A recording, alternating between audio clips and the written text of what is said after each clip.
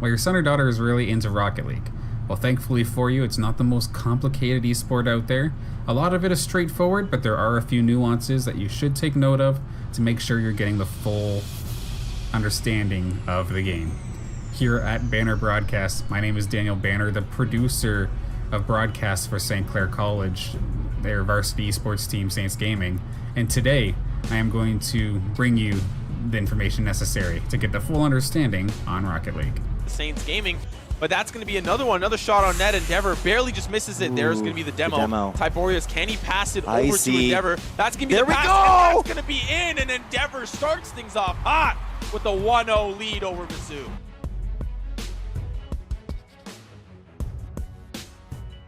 Rocket League at its core is pretty simple to understand, as it is basically soccer, but with cars instead of people.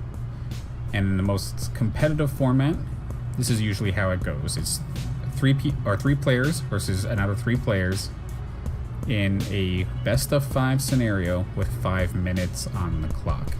Ball starts at neutral, then of course everybody tries their best to get the ball into the other team's net. Pretty straightforward, right? The little nuances are the cars, the field itself, and boost, which I'll explain in a moment, because all the competitive arenas have the same layout. So you'll notice one net on one side, one net on the other, neutral zone, and then you'll see all these yellow dots all over that field, and then a couple specific bigger dots. And it's like, what is up with these dots? Why are they on the field and why do they matter? But it's because of boost. Basically, all the cars drive the same speed without boost. However, the advantage you can get is by collecting those little dots. You'll see in the bottom right hand corner of the player's screens, they'll show how much boost they have. That boost allows them to stay in the air, go faster, helps them reposition, make saves, and is a core resource that you have to be careful of when you're playing Rocket League. And tell if one of the cars are using their boost, because at the back they'll have an animation of some sort. Some cars have fire coming out of it, some have lightning, they have a bunch of different little aesthetics, but it's all the same idea, it's all the same speed when they're on their boost. I'm not going to go into too crazy detail about it, however the cars themselves do have slight differences, not in regards to speed, but how you control the ball. Obviously, with a car that has maybe a little bit of a flatter top, when they're trying to control the ball when it's on their roof, they're going to have more area to make contact with. So it's going to be a little bit easier to control the ball that way. Meanwhile, some of these other cars that may be a little bit more rounded might get some interesting angles with their passes and their shots, but they might give up a little bit of ball control unless they're just genuinely used to that style of car. So it's a lot of player comfort in regards to car selection. There are a couple of them that are deemed like the better cars in the game, but to be honest, everything should be viable as long as the player has practiced and trained on said car. So apparently this is the strategy to be able to record while your cat keeps yowling. Just give it pets constantly.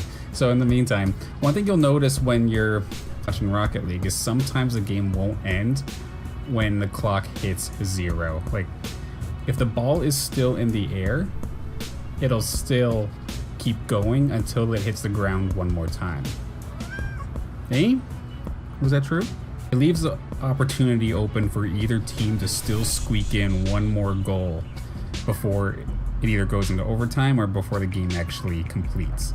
So in the meantime, let's talk about overtime. So if the game is tied, ball hits the ground when the timer is done, it's overtime. So we start back from center. All the players still get to be on the field, still a 3-on-3, and we just keep on going until one more goal is scored. The first goal wins from that point on, sudden death. The final thing I want to talk about in regards to Rocket League is the fact that there's no penalties in Rocket League. Like things that you would think like straight up taking somebody out or going after the goalie or something. There is no penalty for that. In fact, it's encouraged and it's a part of strategy. And you'll sometimes, if you hit somebody hard enough, you'll straight up make their car explode. This is called a demolition. And these are critical because not only does it take the person out as if they got smoked by a linebacker and knock the wind out of them, it also completely drains them of boost.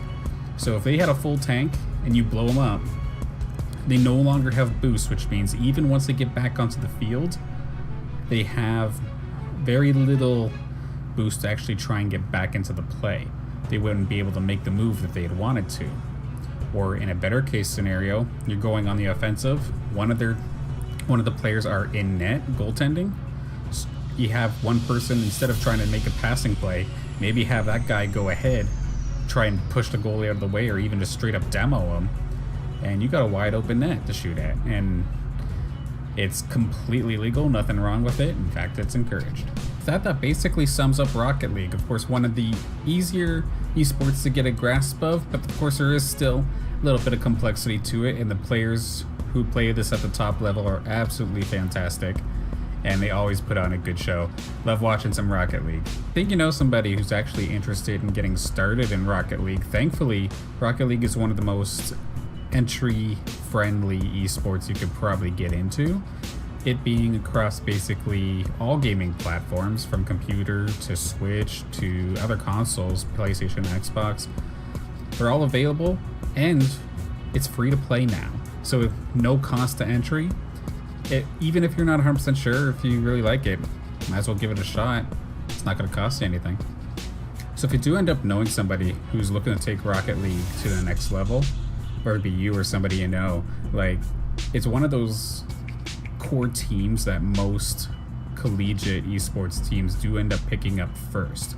I know personally, St. Clair College, where I work, we have had we had Rocket League since essentially day one of the organization, and we compete in leagues like NACE and UCEA, two major leagues in collegiate esports.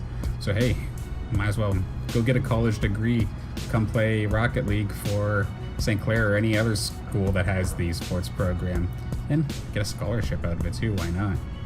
But I definitely appreciate you for tuning in to this video, and then if I was able to help get you at least a better rough understanding of Rocket League, be sure to like. And then if you're looking to learn more about other esports and being able to understand them a little bit better, please do subscribe to the Banner Broadcast channel, because there will definitely be more coming down the pipeline. I know the next one I plan on doing is the Parents Guide to Super Smash Bros. Ultimate. That should be up sometime soon.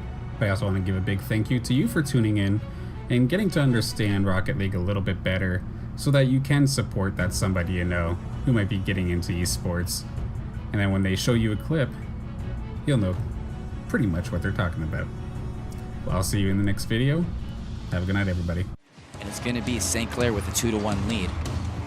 5 minutes left in this game as it just started. Endeavor with the aerial shot, trying to dunk it in, and what a shot from Endeavor.